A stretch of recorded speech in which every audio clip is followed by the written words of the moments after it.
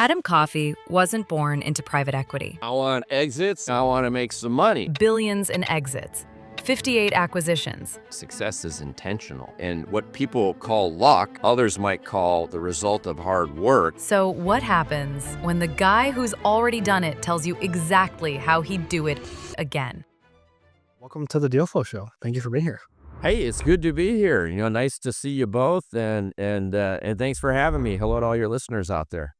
This is awesome. We've been reading your books, consuming all the content, been to some events, learning on private equity, how to build an empire. It's been super interesting to hear your story on how you weren't introduced to private equity until you were in your 30s, and you were working in a position to where a private equity firm was actually buying a company you're wanting to work at or interview for. Can you kind of explain? Yeah. Well, first of all, let me just tell you how small a world, and the apple doesn't fall far from the tree. So it was just announced, just broke on Reuters just a little while ago. My son, who is the chief technology officer of a Tomo Bravo owned company, so PE-backed company, software company, and he's got like 300 software engineers all around the globe, and he just had his first exit, or it's in the process of the first exit. $3 billion. This is my kid. I had $2.5 billion in exits in 21 years. My kid nails a $3 billion one in his first exit. And I'm like, you son of a gun. It's like, talk about software valuations, and I'm running laundry companies and HVAC companies, but between dad and son now, we've got over $5.5-6 billion in exits between the two of us. So it is a small world. So now to answer your question, roll tape backward. You're going back a long ways. So I'm at GE. GE is the world's most admired company at the time, number one on the Fortune 500 list. Jack Welch is the world's most admired CEO. I'm in my 30s, and I'm learning how to run a company. And I'm a turnaround guy at GE. And back then, when the phone rang, we answered it. That was our first mistake. But, recruiters trying to recruit me out. GE up-and-coming talent was highly recruited back in the day. And, the world of private equity was a whole lot smaller back then than it was now. So you had, around 700 to 800 billion in assets under management. There might have been 1,400 PE firms, at the time, something like that. And this is back at the turn of the century, and, around the 2000 mark. And so I'm being recruited to go be a CEO for the first time. I didn't know what the hell private equity was. I had no clue. It wasn't even on my radar screen. Today there's tens of thousands of firms. There's 7 trillion in assets under management. But back then, private equity was still a fairly nascent industry that hadn't really permeated the world the way that it has today. So I was chasing money and title. I grew up, my dad, Depression era minded, his first 20 years, it was either during the Great Depression or World War II. It's kind of like, you either there was nothing or it was being rationed. And so the cash and carry generation, if you will, and, dad taught me how the game of life is played in his own mind. Conservative Irish Roman Catholic kid growing up in a big household, big neighborhood full of tons of kids everywhere. And it was like money and title. That's how you define success, money and title. I'll add family to that, but my dad wasn't as big. But money, title. What did your job? Not big hat, no cattle. It's like, how much money's in the bank? What's the title on your business card? Who you working for? That defines who you are. So that's how I learned the game of life. I'm playing the game of life. I'm chasing money and title. And so I'm an up and coming, talented young executive at GE, but there's thousands of us. You got a company with 400,000 employees or something. There's 1,000, general managers out there. And it's like, okay, you're an up and coming talent. Do I stay there, or do I go be president for the first time of a small company that happened to be owned by private equity? And so I went to my mentorship group within GE, kind of like your own internal YPO, or Vistage kind of chair. We all had Mhm. mentors. And so I go to my corporate mentors, and my real corporate mentor was a guy named Mike Martin. Mike, if you're out there, hope you're doing well. Mike was an ex professional football player. He played for the Cleveland Browns. And he was my mentor. He was my god. He taught me so much about business back in the day. And so I went to him and I said, "Hey, Mike, I have a chance to leave GE to go be president, of my first company. What do you think?" And the best words of advice I ever got: "Adam, once a president, always a president.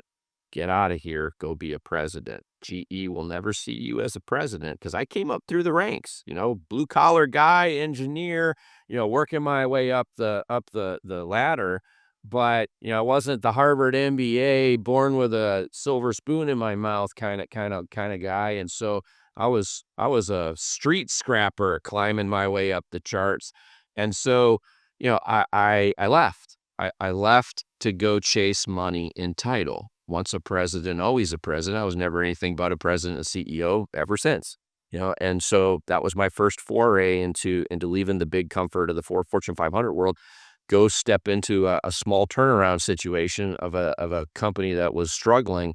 It happened to be owned by private equity, and they happened to be a distressed asset buyer, meaning this was a former public company that was taken private, and was troubled. And I'm not the first management team to try to go fix it. So, turnaround, that's my thing. That's what I do. And it happened to be for private equity. So base bonus.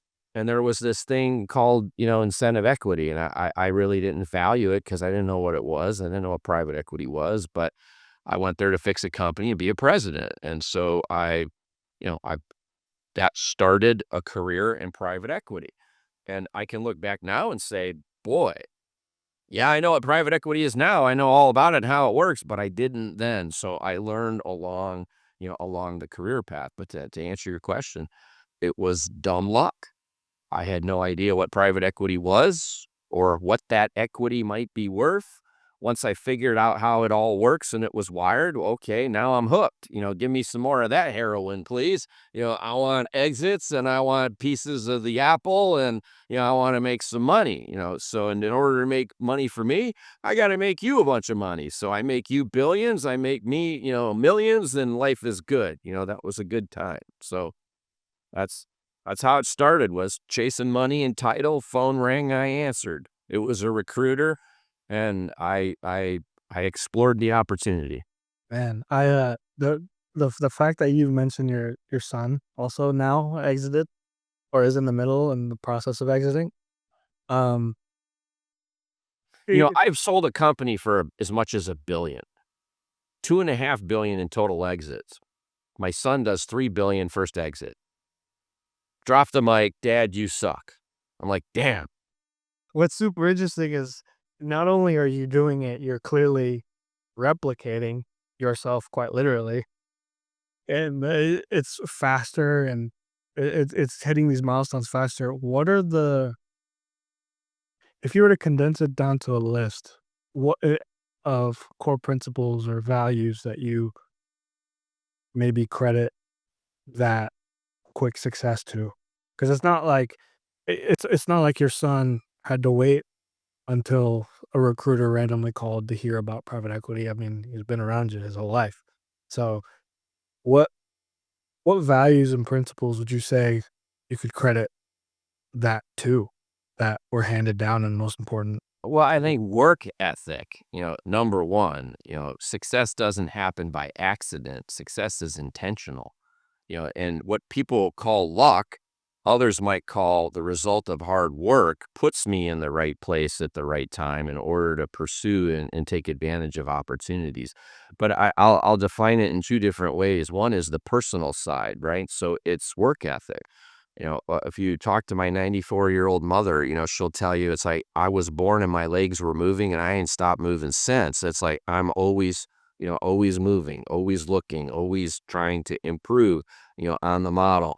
If I'm finding resistance, I'm figuring out how to go around and keep climbing. And so There's a work ethic component. There can't be a fear of failure, on a personal note. It's like I learn more from failures than I do from success, and so from failures, I think we get life's most valuable lessons, and we can recalibrate, we can adjust. But learning how to taste defeat also makes victory sweeter. And so, as a kid growing up, I played sports. I mean, I'm a kid. If you go back to when I was a kid, 1960s, 1970s, that's how old I am. You're talking, there's 5 channels on TV. There are no video games. There's no cell phones. There's no internet, to speak of. And so what the hell do you do when you're a kid and you get up? Well, in my world, you played sports, and you would walk outside, get together with all the neighborhood kids, and you're either playing field hockey or football or baseball. And it's like, it's sports. What do we learn in sports?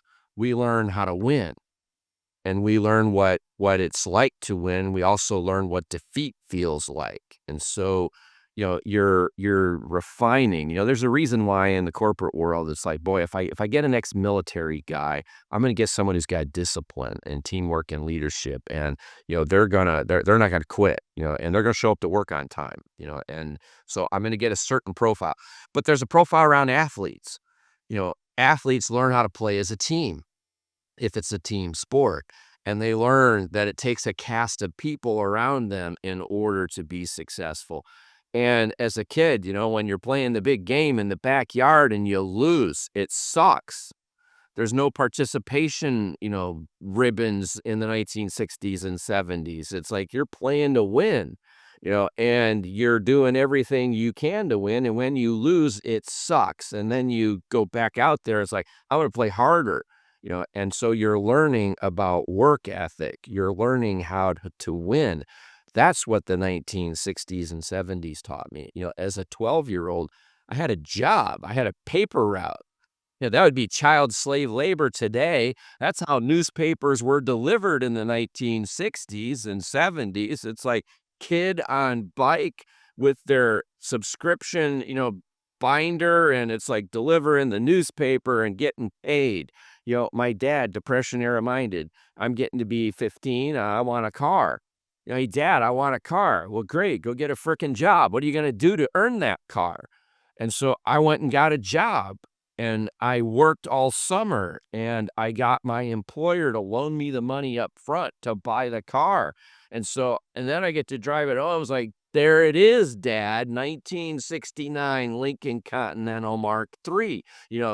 I'm styling in my first car, and I'm parking it in your driveway, but it's my car, and that's like, hey, Adam, you want to go to college? Hey, son, how the hell are you going to pay for that? I went Navy ROTC during the Korean War to Notre Dame. What are you going to do? I'm going in the Army because you were a Navy guy. It's like, I'm going to show you, and so all of life growing up was teaching you how to win, how to work hard, and I'm chasing money and title. It's like, from a personal level, those are, I think, the skills. It's tenacity. It's the intangibles. It's not intelligence. If you read anything about, research around wealth, and I'm not talking millionaires, I'm talking wealth. The world defines ultra wealthy at 30 million and up. If you look at ultra wealthy, there is no correlation to education and money at all. Yes, lawyers make more than a janitor does. And doctors make more, than, other people, than an accountant makes. But at the end of the day, wealth comes through business ownership. It comes through creating something, building it, and monetizing it. And so, in my generation of the baby boomer, right now we are retiring. I'm the youngest, I'm 60. And so the largest wealth transfer in human history is happening right now. Every year, I think I read a statistic, it's like 1.8 million per month. Whatever the hell it is, big number of business owners wanting to retire and going to retire. Tens of millions of businesses are going to switch hands over the next, 10 years, and so, it's like that generation is leaving. This generation wants to be a TikTok star. I don't want to work hard, Dad. I don't want your plumbing business. Screw that. I'm going to sit on your couch. I'm going to be a TikTok millionaire. And when you die, I'm going to inherit your couch and I'm still going to be here. And I don't want to be a plumber anymore. It's like, I don't want to do that. So it's like generational changes and shifts. Kids in the 60s and 70s, you learn how to win. You learn how to play sports. And that led to work ethic and tenacity and these intangibles that kind of fueled your entrepreneurial spirit. So those were important skills back then. From a corporate perspective, if I'm going to build a big business, I need people. And if I'm going to build a big business with a lot of people and attract talent and keep talent, I got to have a great culture. I got to take care of people.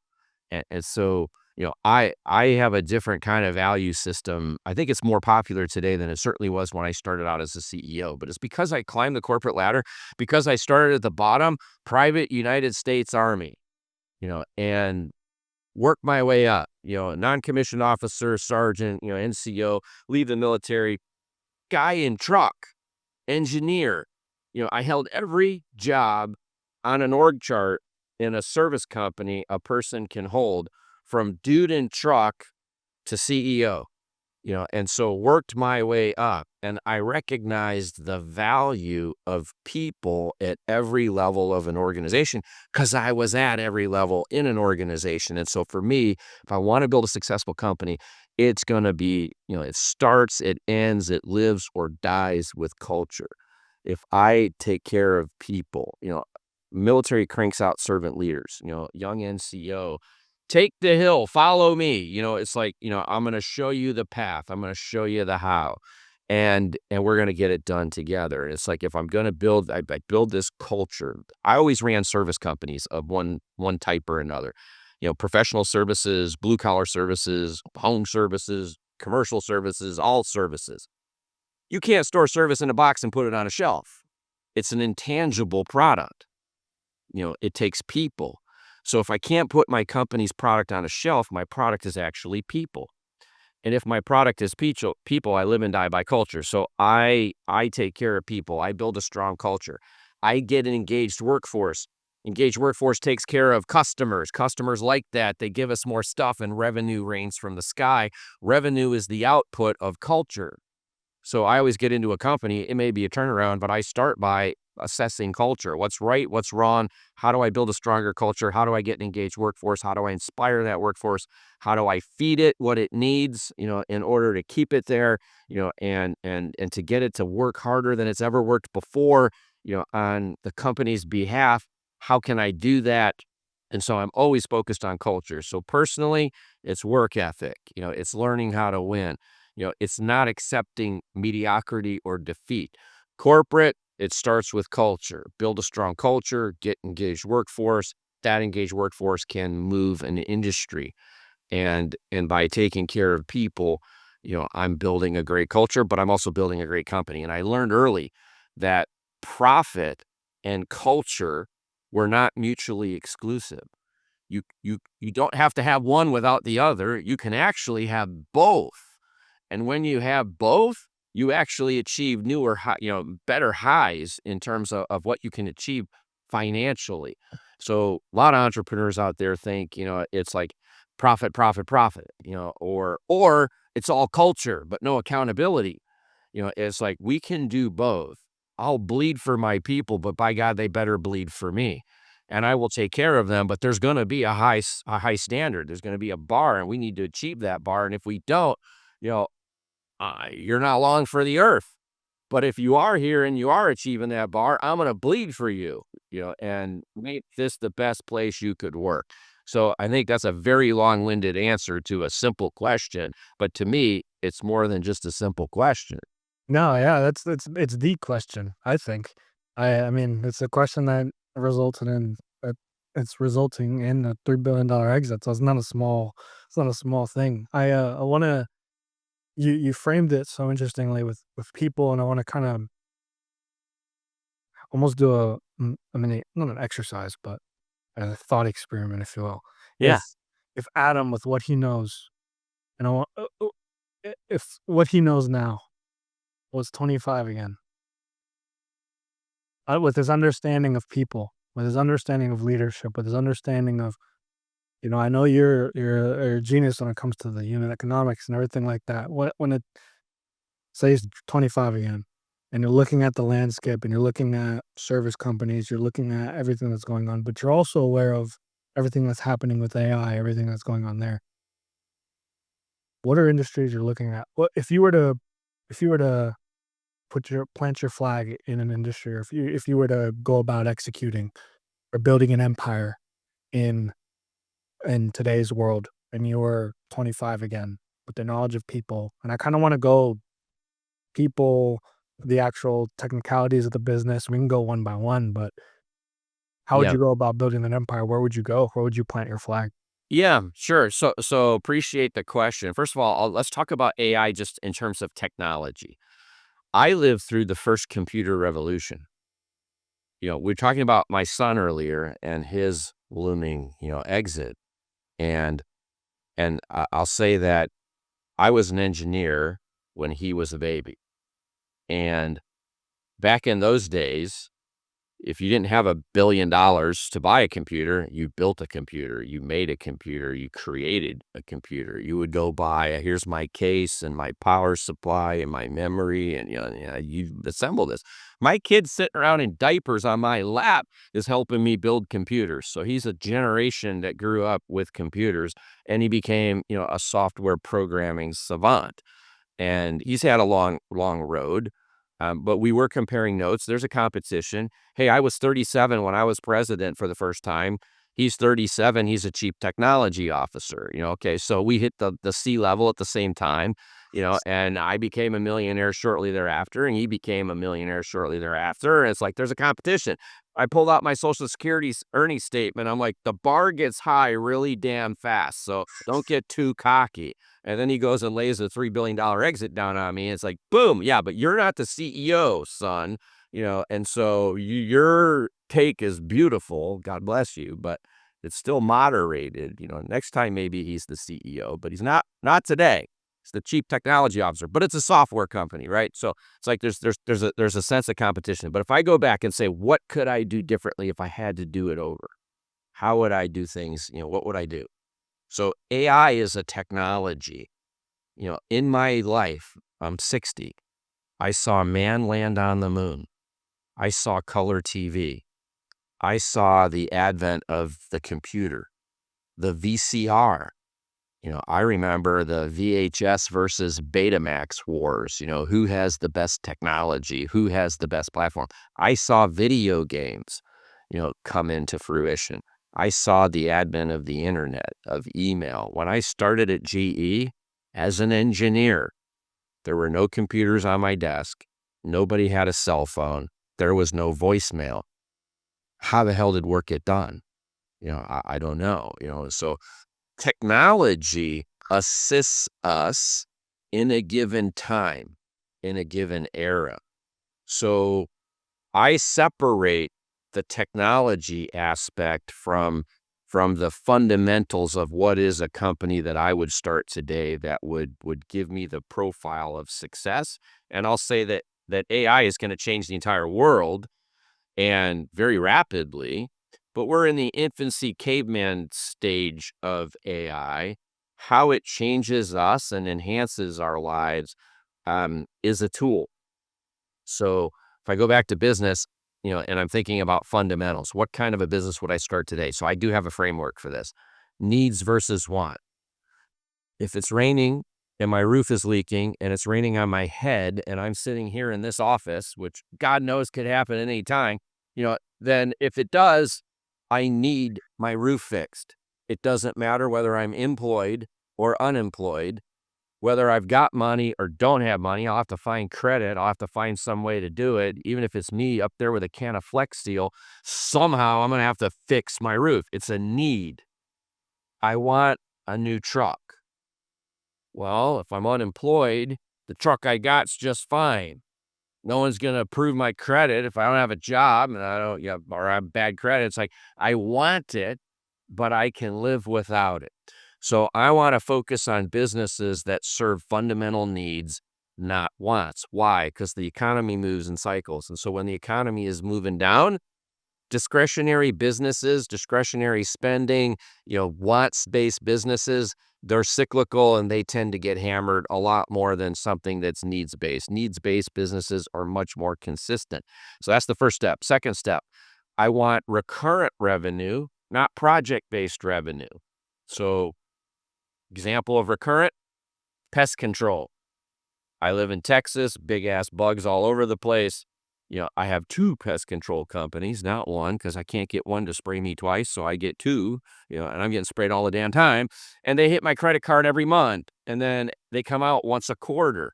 What a beautiful business model. I get to charge your credit card every month, and I only got to show up once a quarter. Boy, that's brilliant.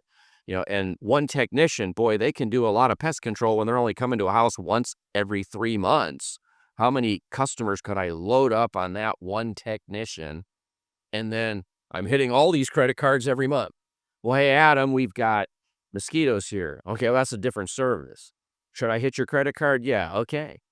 Second guy now coming, every month during mosquito season to spray my bushes and stuff with mosquito killer. Hey, Adam, we got termites.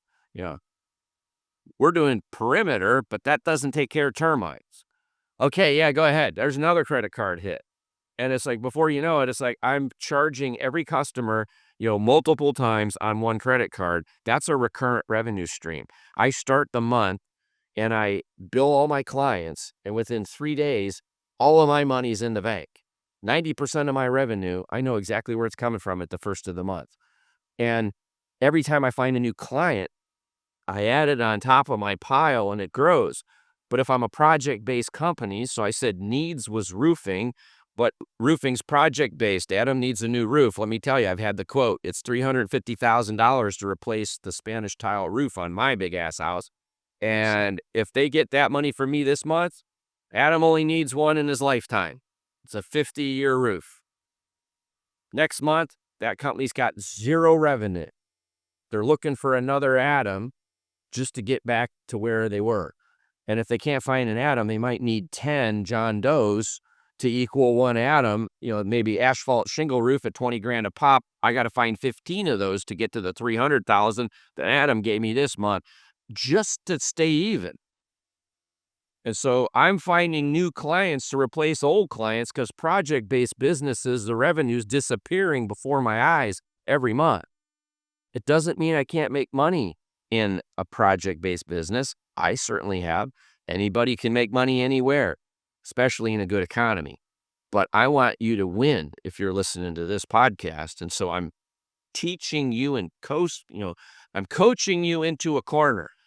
Needs, not wants. Recurrent revenue, not project-based. Finally, last up, I want low capital expenditure, high free cash flow. You give you an example of each. Let's say I'm a heavy construction company. I need to buy bulldozers and earth movers and dump trucks, and I got all this equipment.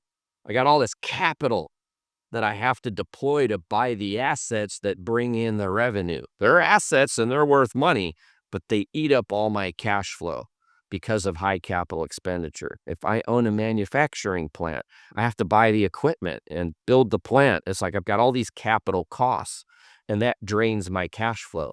I want high free cash flow, low capital expenditure. So let me give you an example of one of those businesses. Let's talk about bookkeeping, accounting, and payroll services for a minute, and tax. So there's 1.8 million of those companies in the United States. What's my capital expenditure? I have to buy a computer and put it on my desk. Where's the knowledge? It's in my head. My product is the output of my head and my computer. And so typical accounting firm brings in millions of dollars in revenue with very little to no capital expenditure at all, which means very high free cash flow production. Professional services companies are the highest cash producers around, outside of like a software company. And so I've got, a typical accounting firm might have 3 million in revenue and $1 million in earnings, and it only trades for 4 times. And so be quiet because there's 1.8 million of them. There's not enough people to buy them all. Prices stay low for a small one.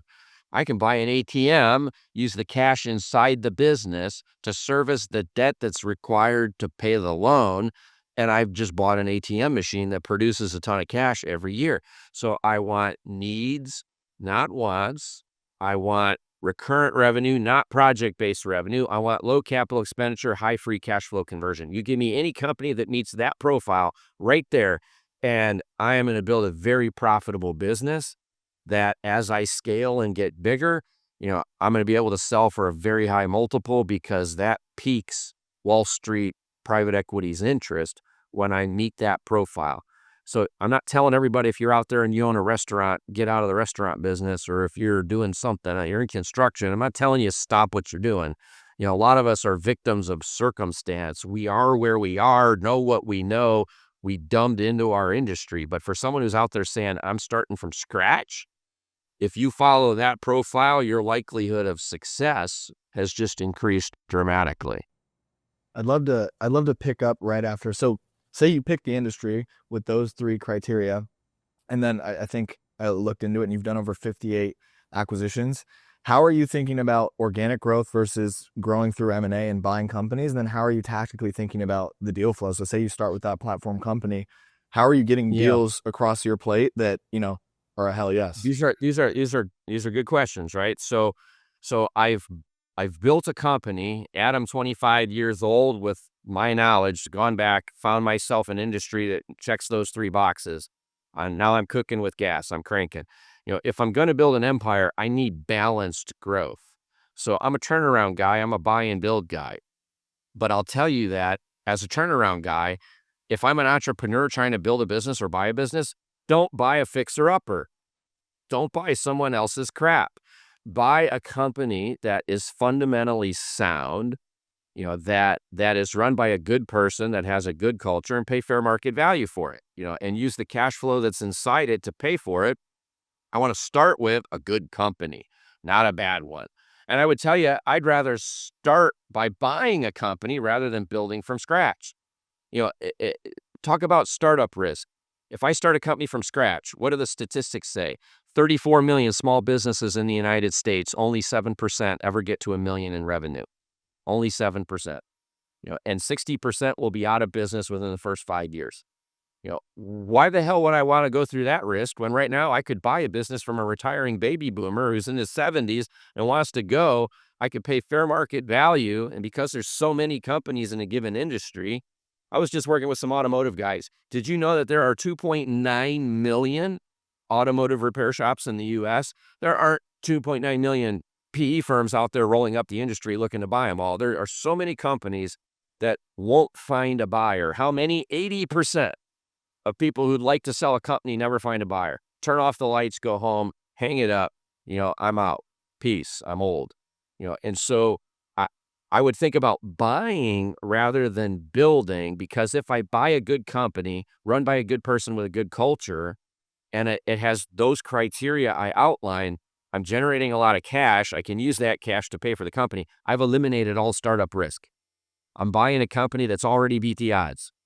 It has customers, a history of revenue, a history of earnings. It's stable. It's resistant to the cyclical changes in the economy because I followed my outline that I laid out there. And it's like I'm starting from success. And I'm simply, my risk now, I need to service the loan. I have to keep the customers, don't want to lose the customers. But essentially, I've eliminated all the startup risk and all the building that has to take place to get some initial traction. So I buy my traction. But to answer your question, there has to be balance when it comes time to sell. I can't sell a company that's not growing organically, that is only growing because I bought a bunch of companies and slammed them together. I need balanced growth. I tell people I'm a pastry chef in a kitchen. I'm building an empire. I'm building a big company, and there's only 3 ingredients. There's organic growth. There's margin improvement. As I'm getting bigger, I should be getting, scalability. I should be creating operating leverage. If I'm in let's say that pest control company, if I'm buying 1 truck a year, I'm going to pay MSRP, whatever the dealer is selling them for on the lot. But if I'm buying 50 trucks a year, I should get a better deal than if I'm buying one. I'm probably dealing direct with GM or Ford. I'm not even talking to the dealer. I'm just taking delivery through a commercial delivery department of a dealer. And so the reality is I should be getting more profitable as I get bigger, but I need to have strong organic growth. I need to demonstrate the creation of operating leverage, which means I'm getting more profitable as I'm getting bigger. And then finally, M&A is an acceptable path to grow. I can accelerate growth by using M&A, by buying other companies and putting them together. But I can't just sell a company that I bought a bunch and slammed it together and said, here it is. That's less valuable than one that is growing strong organically, that's demonstrating an ability to integrate, create operating leverage, and is using M&A as an effective tool. So I need to do all of these things to get maximum value out of the business that I'm building. And, if I walked into a company that was growing at 30, 40% organically, and it's a mature company, I'm going to ride that puppy, as long as I can.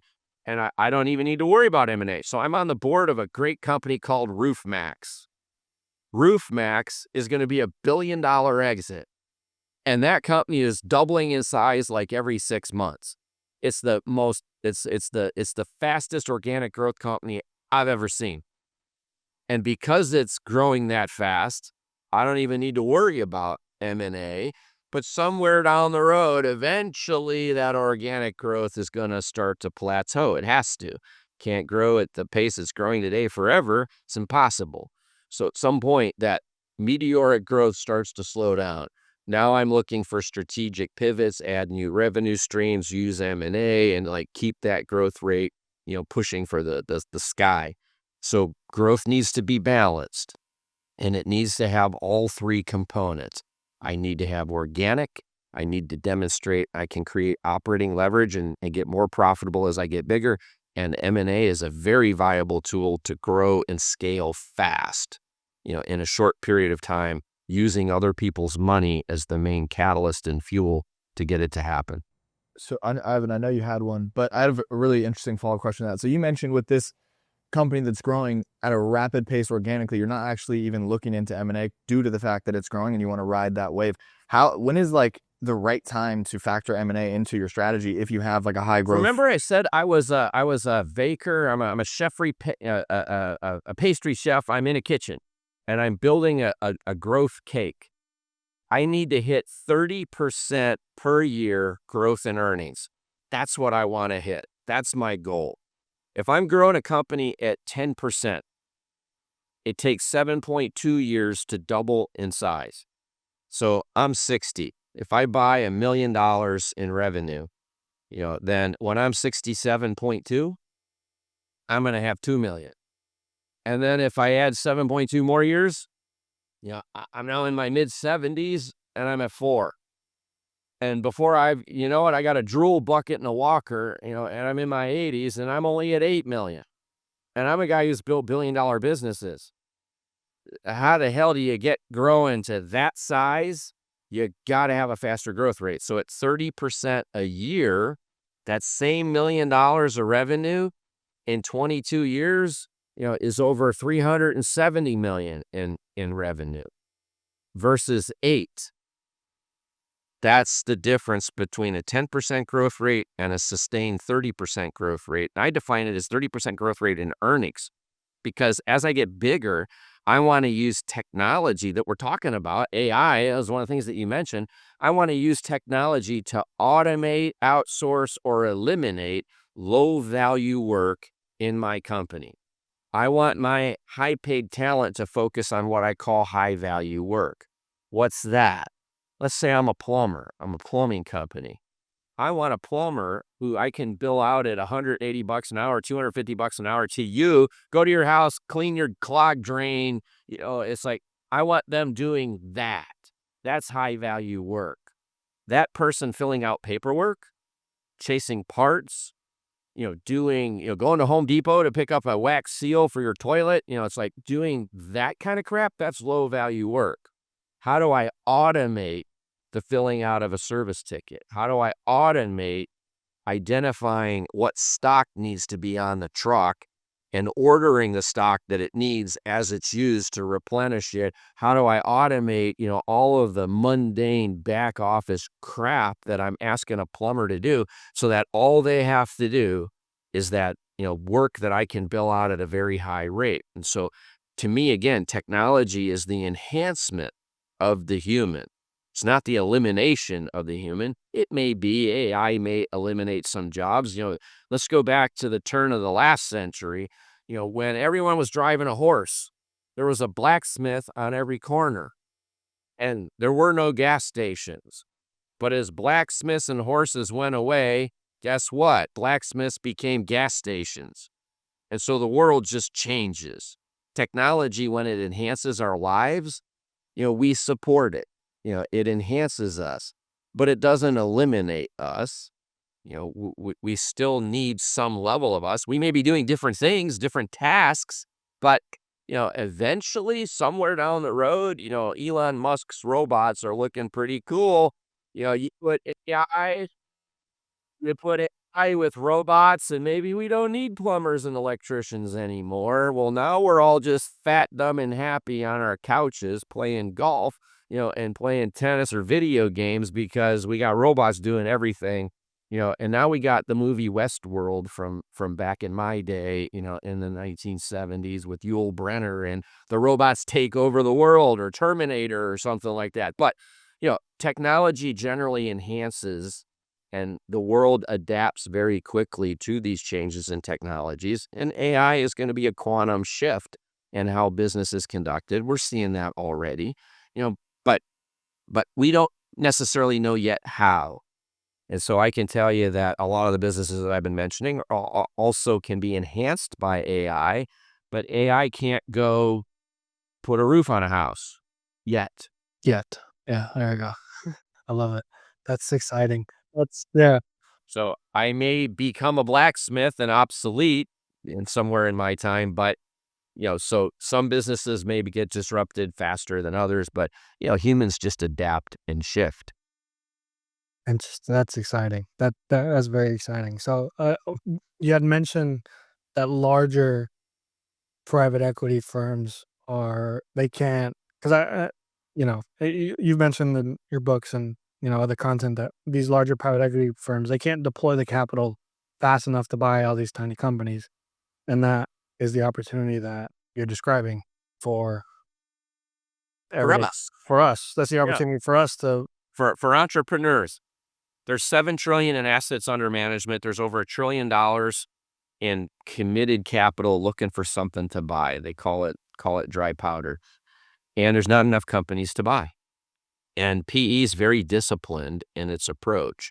And so I could be a small PE firm or a big PE firm, doesn't matter. We all do the same things. Our funds last for 10 years. We have 6 years to deploy our capital and buy platform companies, which is the base anchor investments of the fund. I'm only investing 6 to 8% of my capital in any one company, and I don't invest more than 12 for asset diversification rules, which means that every PE fund owns somewhere between about 8 and 20 companies.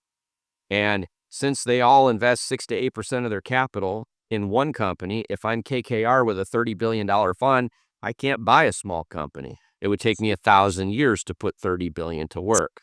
Big funds buy big companies, small funds buy small companies, very disciplined capital. It's all arranged in what I call 5-year swim lanes. PE is aggregating and circling in certain spots, looking for companies to buy, because that's where the 6 to 8% of their capital, that's the equity check plus the debt, buys a certain size company. And so very disciplined capital. What entrepreneurs can take advantage of right now is the fact that there aren't enough good companies to buy, especially larger companies. And so we can do buy and build. We can learn how to scale companies, use mergers and acquisitions as a tool. We can do all these same things that PE does on an institutional scale.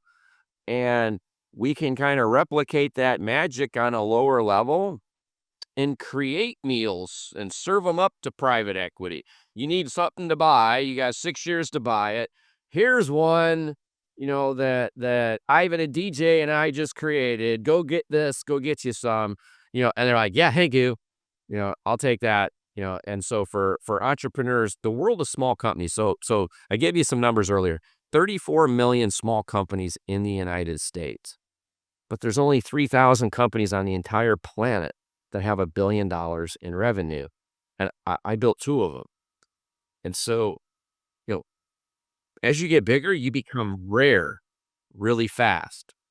If I'm flying around on a private jet, where are public, where's commercial aviation flying around at? If I'm on American Airlines, I'm at 34,000 feet.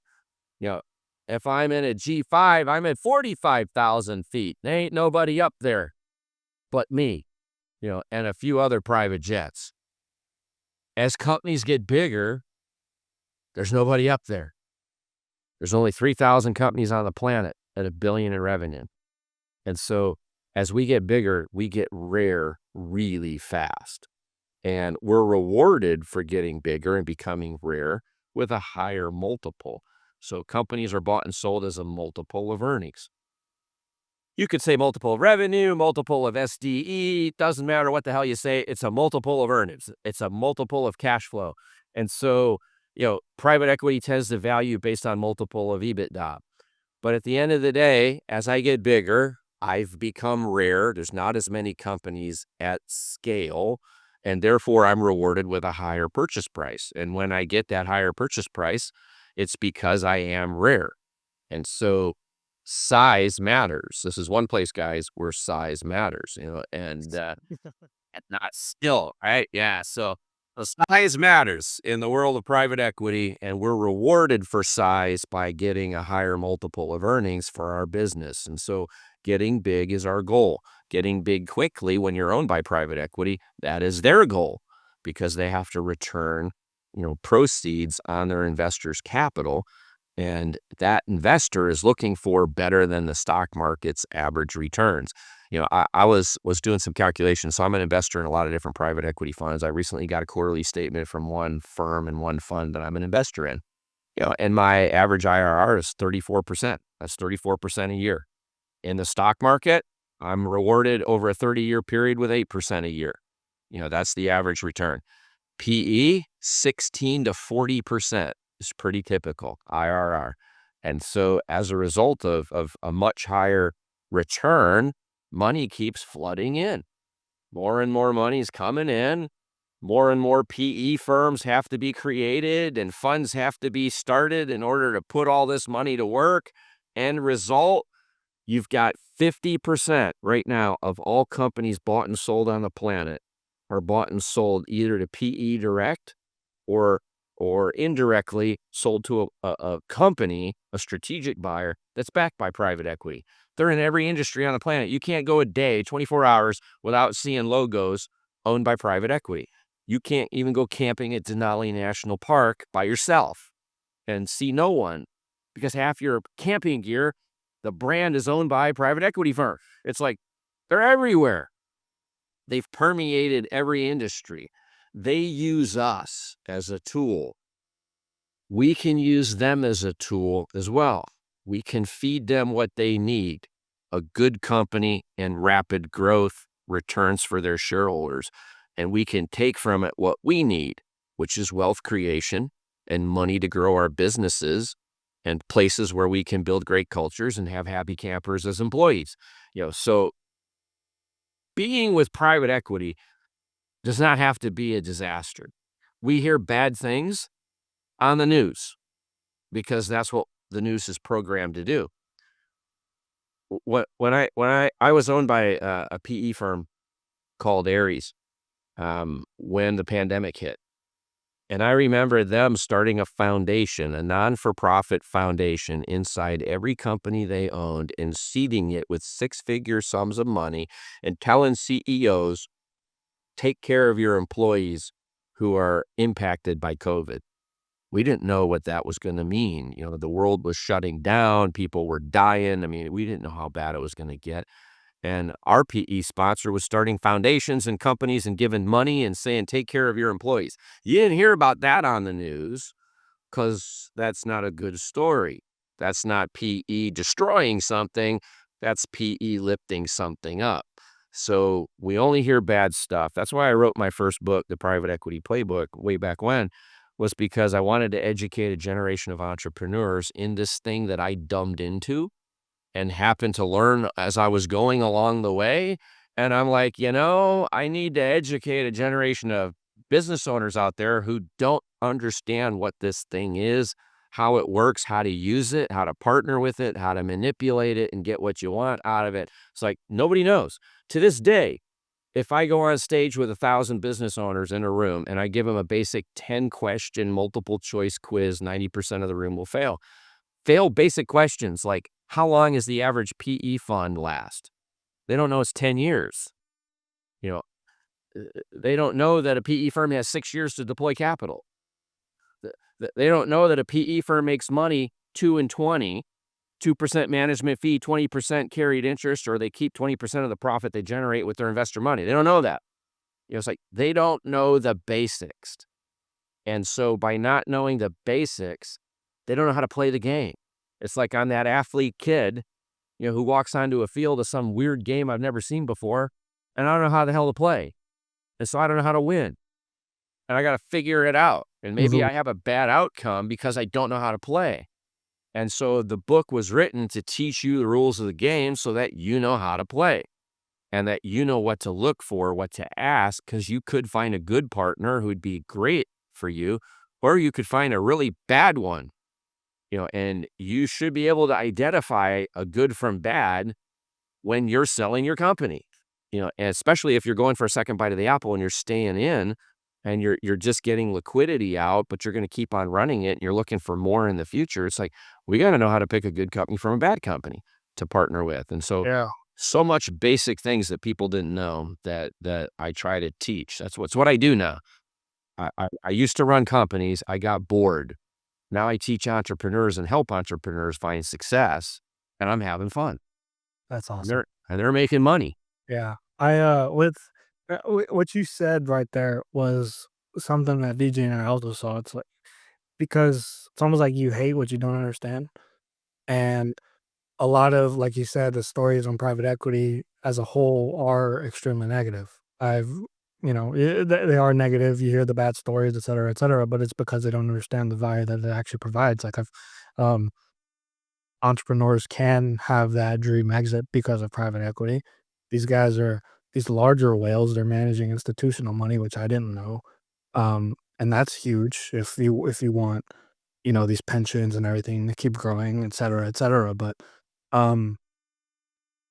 that's been something that we've been talking to everybody about of how can we make private equity cool?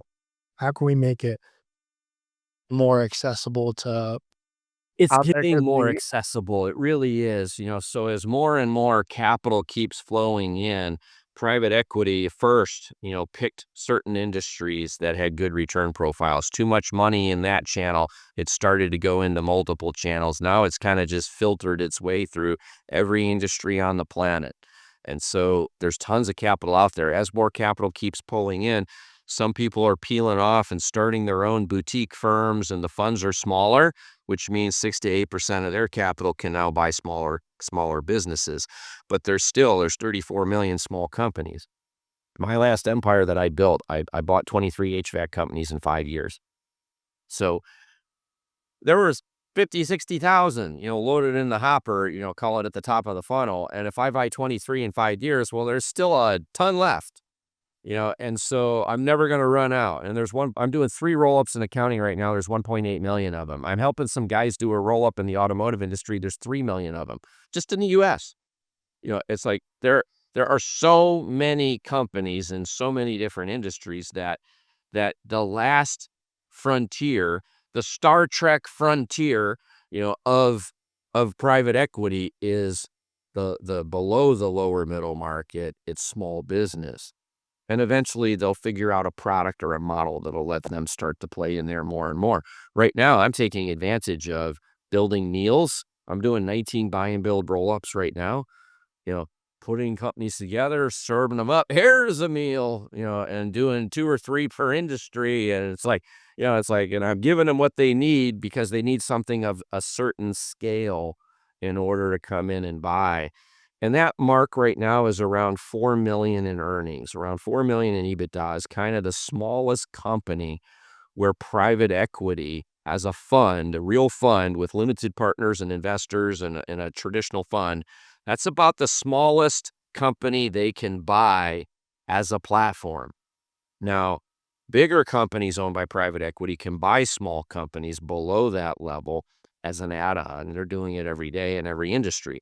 So I can be an add-on virtually at any size, but to actually be a platform, buy a traditional fund and a firm, I'm going to have to be around 4 million in earnings. If I'm below that, I may be selling to somebody that calls themselves a private equity fund, but they probably don't have limited partners. They probably don't. It's probably friends and family, and I got 50 million. I call myself a PE firm, and there's a lot of family offices that are kind of down in that level as well. And so um, I tell entrepreneurs who are seeking to sell, if you are, kind of below that 4 million mark, if you're like a million, you should be an add-on. You should look to be an add-on. If you are, you'll earn the same amount of money, whether you're an add-on or the platform. Once you're a shareholder, you're going to ride the accretive, growth of capital with them. But if you want to actually be the star quarterback, if you want to be the person who's leading the platform, you're going to have to get up to about 4 million in size. So below that, you're an add-on. At 4 million, you can find great partners. I work with several now, who are really good people who buy great companies and they're good stewards to them. It's an iffy gray area when you're below 4 million in earnings and you're somewhere between 1 and 4. That's a gray area that small PE firms play in. Some are good, some aren't. You have to do a lot of diligence. You mentioned doing 23 acquisitions in 5 years, and you mentioned some other industries you're rolling up companies in. And you also mentioned like the oversupply of companies and the undersupply of buyers. But how do you actually go out like tactically from a deal flow perspective and go find really good companies to do that high of a volume of M&A? Like, 23 businesses, not only buying them, but integrating them. How do you think about going and finding really good businesses? Well, if I think about that particular company, when I walked in the door, there was no one who was dedicated to doing just M&A. And so we built a team of people over a 5-year period, and we had several. By the time we left, we had multiple deal teams in-house doing nothing but M&A. And so I do have a fundamental belief. If I'm only going to buy one company once in a blue moon, I don't need to build the capability in my company. I can outsource talent and get help from other people to find a good company and buy it and integrate it and if it's low volume. But if it's high volume and it's going to be a key driver of growth for a long time to come, then I want to own the intellectual property and the talent and the knowledge on how to find it, how to integrate it, how to buy, close, go through diligence.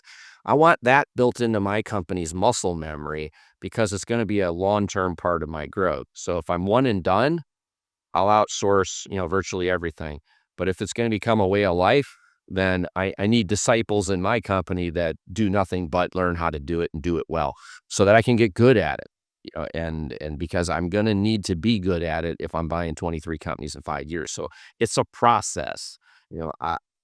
I go into a company, I typically hire what's called a buy-side advisor, and a buy-side advisor will shake the trees and find leads and bring me a bunch of potential clients or customers that I can buy, and then I have to have a process to vet them, to make sure they're the right kind of company, to due diligence, write offers, get contracts done, et cetera, and then integrate it. I still have a lot of work to do, but I can hire someone to go out and do the front end. And I typically do both. I hire someone and I hire someone inside. So I'll get a buy-side advisor outside. I'm paying a fee. And then I'll hire someone inside to work with that buy-side advisor to get the initial deal flow going. But you need to be patient. So I told you I bought 23. If you broke it down by year, I bought 1 in the first year, and then it's 3 in the second year, 4 in the third year, and then 15 in the next 2 years. And so it's like grandma's pump. at grandma's house, that got the big arm, you pump it up and down, it's got a spout, and wells are 800 feet deep in Texas, and you're going to do this for a long damn time. And when your arm falls off is when water starts coming out. And then I only need to pump once in a while, and the water keeps coming. And so M&A deal flow is like that. It takes a while to gear up. It takes a while to build a presence in a marketplace. But eventually, they start coming. And as they start coming and you start looking and buying, they start to come faster, and you build up a momentum. So it does require patience. And a lot of people go south when they lack the patience and the discipline to do M&A right. Even me, with unlimited capital, the world's largest buy-side advisor on the front end, I only did one deal the first year. That's so when you say that and you're doing one deal the first year, you said I think maybe two, but then it wasn't until you did, I believe 20 or 12, whatever the number was when you started. 15 in the last 2 15, years of the 5-year run. Yeah. 15 in the last 2 years. So when you have that high volume of deal flow, it's finally running. You have the deal flow is coming in. You see the companies you want to buy. How do you go about integrating 15 companies in 1 year? Well, I 'Cause hired integration managers and people who did nothing but integrate companies, and in one of my buy and builds, I had 3 integration managers. And so when I'm starting out, I'm hiring that one professional, so my VP of corporate development, business development, and that person is working with the buy side advisor, and they're taking that deal through diligence, through contracts, through closing, and into integration. But as volume is increasing, I'm solving for bottlenecks. Well, my deal person's got to be on the front end. And so I use the letter of intent as the line of demarcation. And then I build a back office behind the LOI that's going to grab the baton. So an integration manager would come in at an LOI signing, work side by side with the deal team on getting through diligence and closure. They're planning integration while I'm doing diligence, because that's what diligence really is. It's an opportunity to look and see and also figure out what's different and what needs to be integrated. And then as soon as the deal closes, deal team goes back to the front. And now I've got the integration person taking that deal through integration. So I could have 3 integration managers, each one working 2 or 3 deals, at a time, and I have the bandwidth that I need. So I solve for bottlenecks. Am I stalling out? Is M&A slowing down because I don't have enough people working on the front end, or is it because I don't have enough people working on the back end? And so every time I encounter a bottleneck, I hire to solve for the bottleneck. it's And essentially like you're running a service business. You have the acquisition team or the marketing department, and then you just have the yeah. service fulfillment on the back end. So it sounds like you hire So, specialists. so if I'm running a company that has some size and scale, the COO of the business runs day-to-day operations. I, as the CEO, I own, I'll call it, I'm deciding where the ship sails next.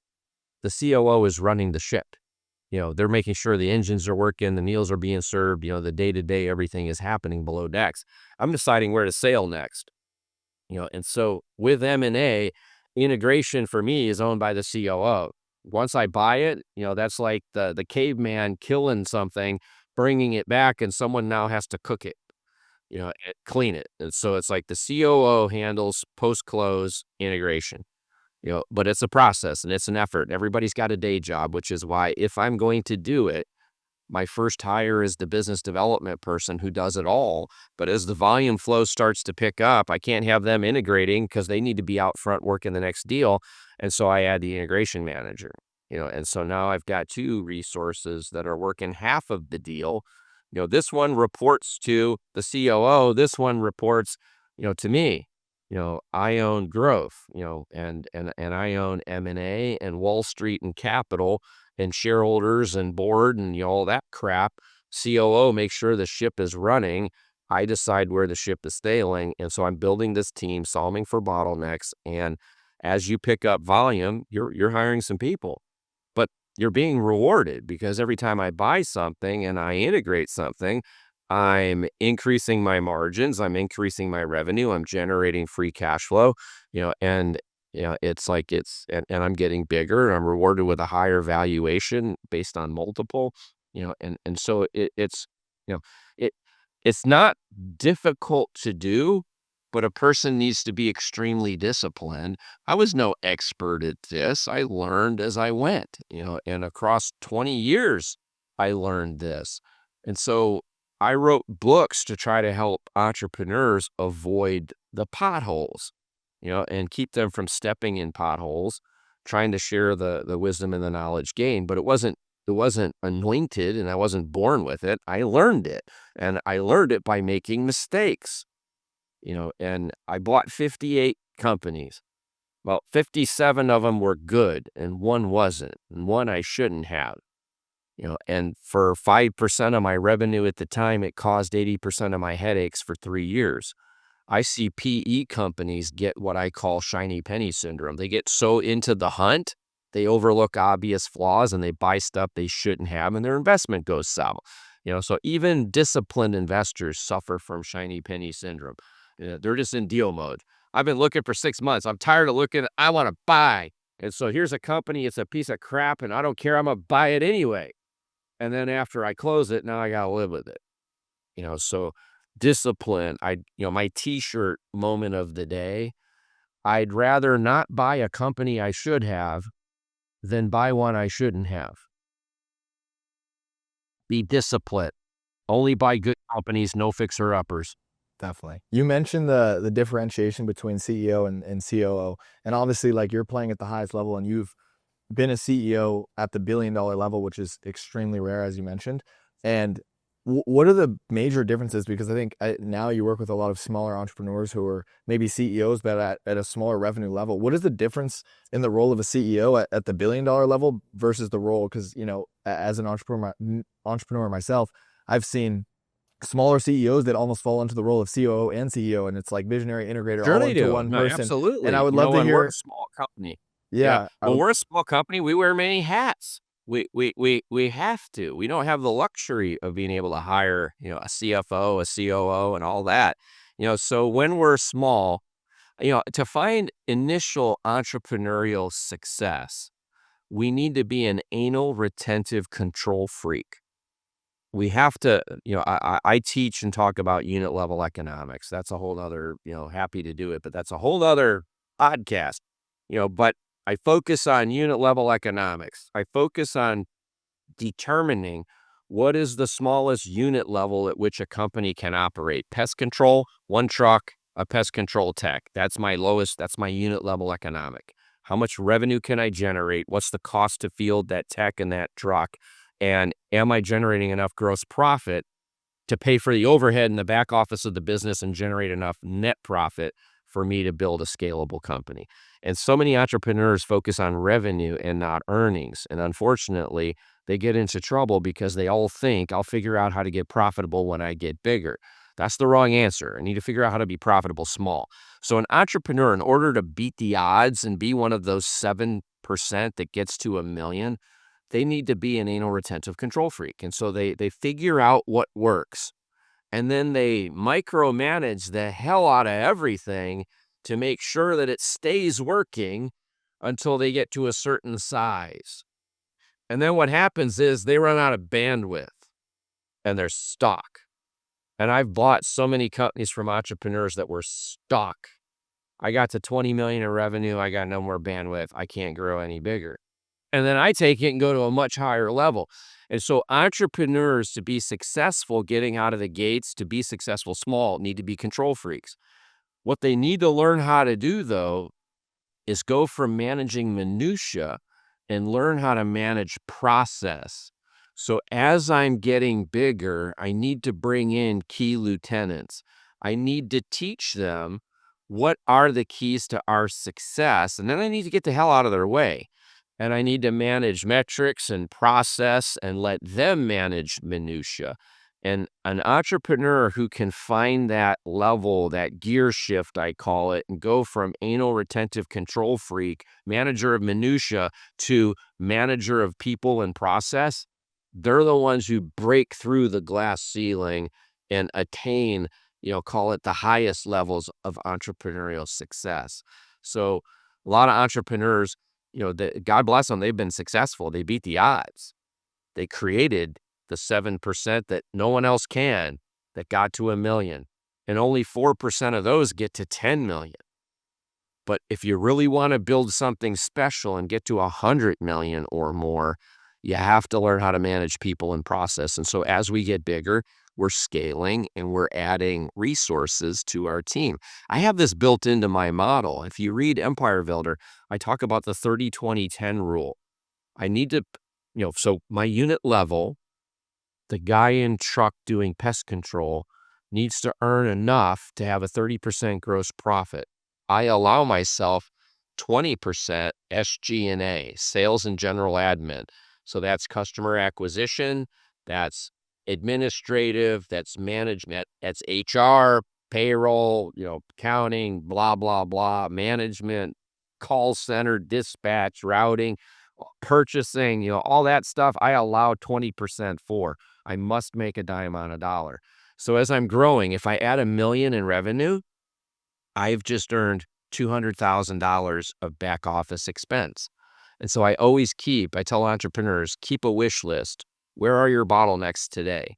What bottleneck, who would you hire next? Here's the 5 resources I'd love to have, and I have them in order. And then I have a dollar amount assigned to them, how much it's going to cost me to hire that person plus benefits and all that.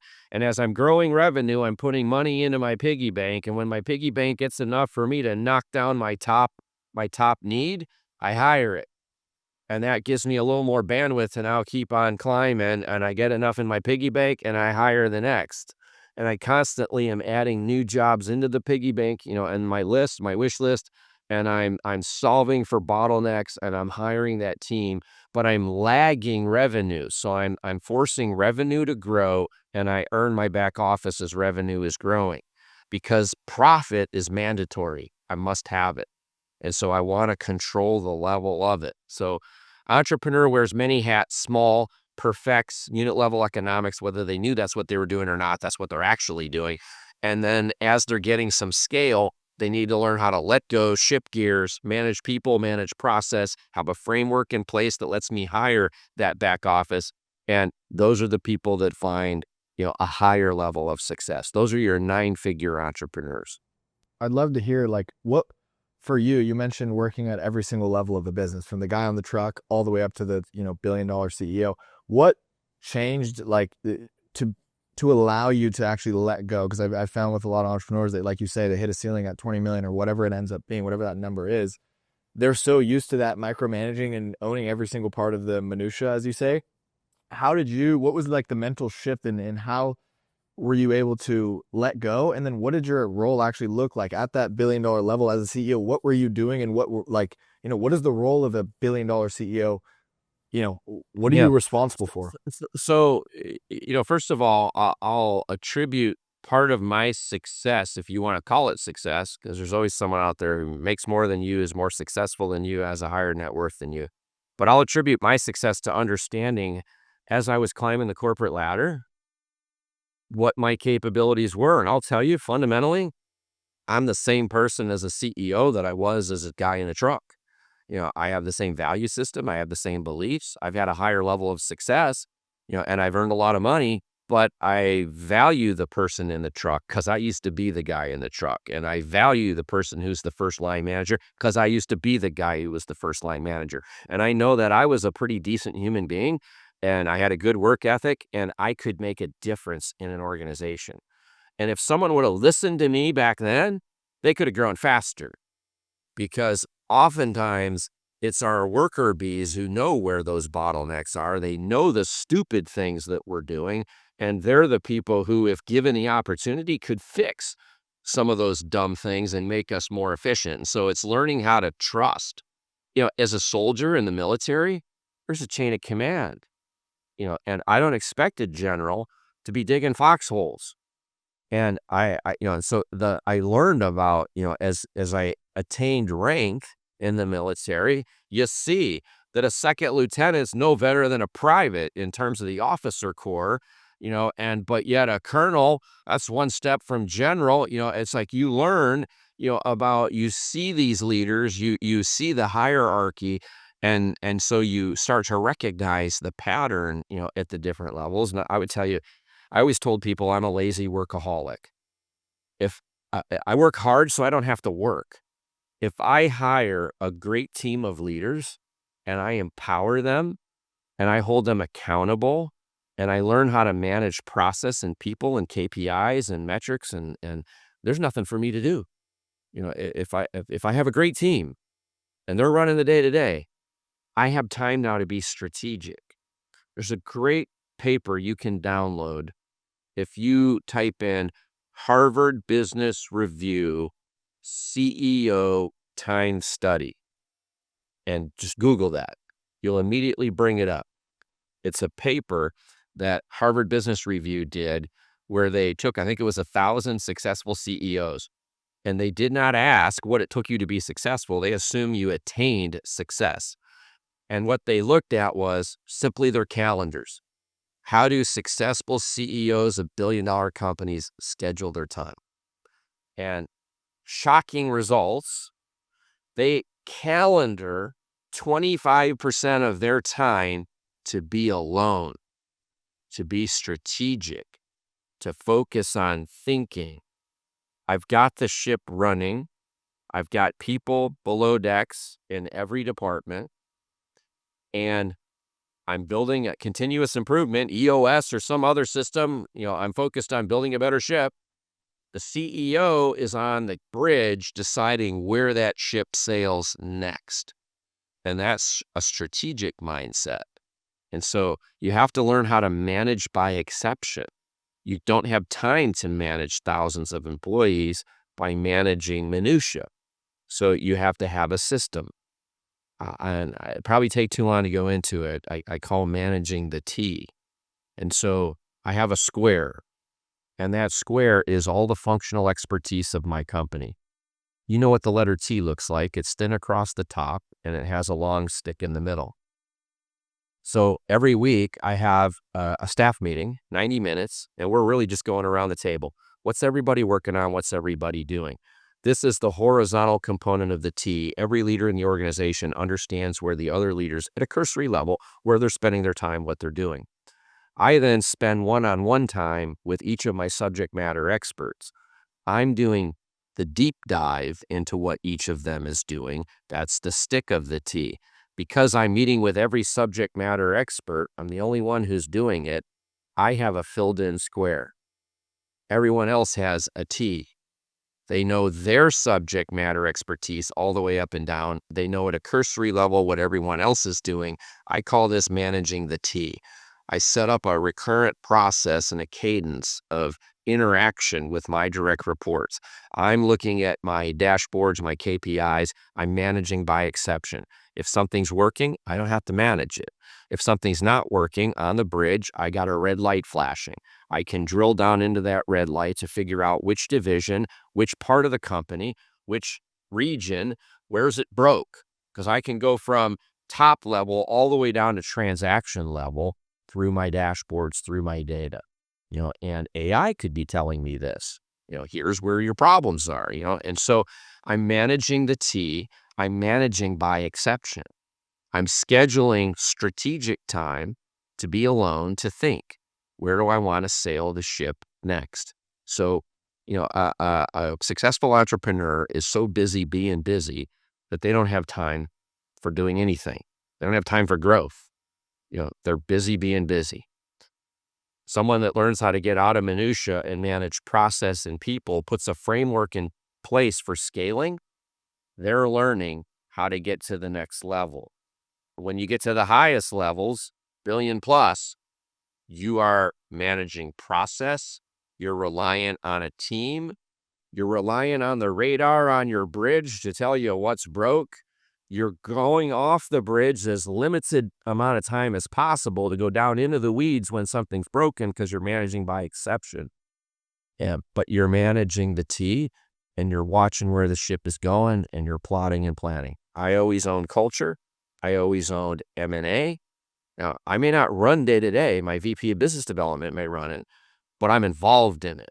I'm involved in finance, Wall Street, rating agencies, working with my banks and my lenders and my board and my PE sponsor, or whoever it may be, and so I'm managing the bridge, the officers on the bridge. I'm managing where the ship is going next.